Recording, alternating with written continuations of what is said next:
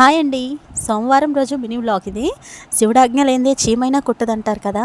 ఆ శివయ్యని కాస్త కాకా పడదామని చెప్పి శివయ్యకైతే కాస్త పాలాభిషేకం అయితే చేసుకున్నాను. నిజంగా బోలాశంకరుడు మనస్ఫూర్తిగా ఏం కోరుకున్నా ఇస్తాడు. శ్రావణ మాసం సోమవారంలో శివునికి పూజ చేసుకుంటే చాలా మంచిదంట.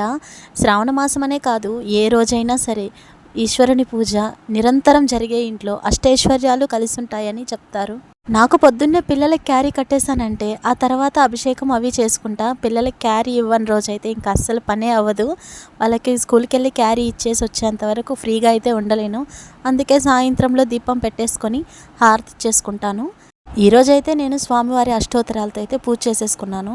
నిజం చెప్పాలంటే ఏ గుడికో ఎక్కడికో వెళ్ళాల్సిన పని లేదండి. వీలున్నప్పుడు వెళ్ళొచ్చు. మన మనసు ఉండాలే కానీ మన ఇల్లే మనకి దేవాలయంలో మార్చుకోవచ్చు. నా వీడియో నచ్చుంటే ప్లీజ్ సబ్స్క్రైబ్. Bye bye.